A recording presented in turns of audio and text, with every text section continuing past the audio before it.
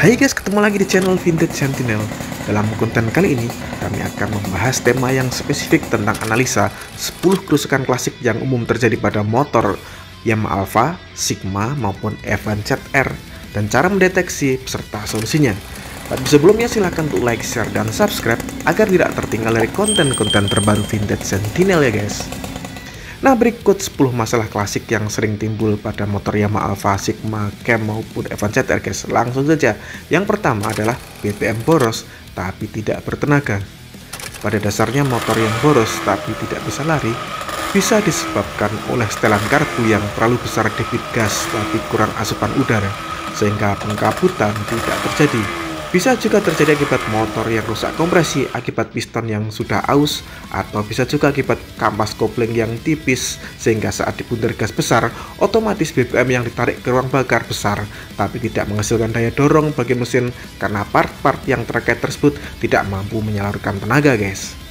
Nah, solusinya jika kalian mengalami boros BBM tapi tidak bertenaga adalah setel ulang karburator. Jika karburatornya masih layak pakai tapi guys.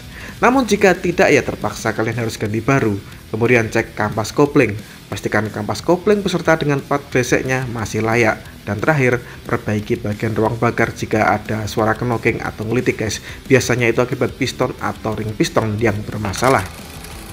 Yang kedua adalah motor berbet saat digas tapi tidak bisa pol. Nah, penyakit klasik yang satu ini pasti pernah kalian alami, utamanya bagi pemilik yang membeli motor Alfa, Sigma, ZR dari kondisi bahan. Nah, penyebab dari masalah berbet ini pada dasarnya adalah hasil pembakaran yang tidak maksimal. Bisa terjadi akibat BBM yang debitnya kurang, atau bisa juga akibat pengapian yang kecil sehingga tidak bisa menunjang pembakaran guys. Solusi dari masalah ini adalah bisa kalian buka karbu, bersihkan semua bagian dari PJ, MJ, jarum-jarum skep, jarum pelampung, dan semprot lubang-lubang itu. Biasanya ada bagian yang kotor yang membuat penyumbatan di situ guys. Atau jika masih terasa debit BBM kalian kurang, bisa upgrade PJ dan MJ ke ukuran yang lebih besar guys. Yang kedua, kalian bisa upgrade piranti kelistrikan. Biasanya bagian yang performanya turun adalah spool. Nah, untuk spool kalian bisa minta tolong ke tukang spool agar dililitkan ulang custom supaya apinya besar guys. Selain itu, pastikan kalian menggunakan CDI yang sehat dan original. Jangan sekali-kali pakai CDI KW karena apinya kecil. Juga bisa karena coil kalian itu masih standar. Coil standar itu biasanya apinya kecil guys. Upgrade saja pakai coil TK Orange karena coil standar itu apinya segitu-segitu aja guys. Yang ketiga adalah pengapian kecil. Hampir sama dengan kasus berbet. Sebenarnya api kecil di busi akan berbanding lurus dengan motor yang tidak nyaman performanya, termasuk berbet tadi guys. Penyebab api kecil ya tidak jauh-jauh dari spool, CDI, coil, dan busi. Karena itu solusinya ya cek bagian tersebut satu persatu. Dan jika ketemu, ganti saja. Usahakan dengan yang orisinil ya guys. Kecuali coil, mending upgrade saja dengan yang gede apinya. Karena coil itu adalah ujung tombak dalam melipat gandakan tegangan dari CDI. Jika coil mampu menghasilkan api besar, maka pengapian di busi kemungkinan besar juga akan maksimal guys. Yang keempat adalah tidak kuat nanjak. Nah, masalah ini pada dasarnya adalah akibat kompresi yang drop. Bisa akibat sepele seperti kampas kopling tipis, seal crack as yang aus, piston dan ring piston yang lemah, pengapian yang kecil, atau bisa jadi akibat salah dalam aplikasi final gear sehingga beban menjadi berat. Nah, solusi dari masalah motor yang tidak kuat nanjak ini bisa dengan cek crack as atau sealnya, cek suara knocking pada piston, cek pada pengapian, dan sesuaikan final gear utamanya guys. Berdasarkan pengalaman kami, final gear yang paling nyaman untuk melahap daerah pegunungan adalah 14T depan dan 40T belakang. Tapi final gear ukuran tersebut memang memiliki kelemahan guys, susah mencapai top speed guys, dan hanya akan gereng-gereng kelebihan tenaga saja jika sudah mencapai 80 km/jam. Yang kelima adalah motor gereng-gereng seperti kelebihan tenaga tapi tidak kunjung mencapai top speed. Hal ini akibat kompresi yang bocor, bisa akibat sepele seal crack asnya yang bocor, bagian ruang bakar yang aus seperti piston atau ring piston yang tidak layak, kampas kopling yang tipis, atau bisa juga aplikasi final gear yang salah. Jadi penggunaan final gear belakang besar cocok untuk menunjang tenaga saat ditanjakan, tapi saat di medan datar, gear belakang besar akan membuat mesin gereng-gereng dan susah mencapai top speed. Jadi ada baiknya turunkan final gear belakang kalian jika mendapatkan masalah motor kalian gereng-gereng kelebihan tenaga tapi tidak bisa lari ya guys. Yang keenam adalah motor susah dihidupkan saat pagi. Hal ini biasanya terjadi karena pengapian yang kecil dan jumlah tampungan BBM di mangkok karbu dalam jumlah kecil pula, sehingga tidak cukup untuk pembakaran guys. Jika masalah terjadi akibat pengapian yang kecil, ya mau tidak mau kalian harus ngecek antara spool, CDI, oil, dan busi. Mana saja bagian tersebut yang bermasalah. Namun jika masalah hanya di karburator, cukup kalian setting di bagian pelampungnya. Di situ ada plat kecil sebagai setelan jarum pelampung. Nah, tekan saja ke bawah sedikit plat tersebut agar jarum pelampung bisa turun dan mampu mengalirkan BBM yang dibutuhkan. Tapi ingat, jangan terlalu banyak nekannya guys, karena jika terlalu banyak yang terjadi malah bisa jadi banjir karburatornya. Jadi seperlunya saja, asal BBM dalam tampungan cukup untuk konsumsi kalian saat selah motor. Jika tampungan di karburator cukup, maka akan mudah buat kalian menyalakan motor di pagi hari guys. Yang ketujuh adalah motor getar-getar hebat saat dikendarai. Nah, masalah ini sangat klasik, bukan cuma pada motor Alfa, Sigma, Event ZR, tapi pada motor 2 tak semuanya guys. Penyebabnya adalah karena motor 2 tak memiliki penyaluran tenaga yang lebih cepat sesuai namanya, yaitu two stroke atau 2 langkah.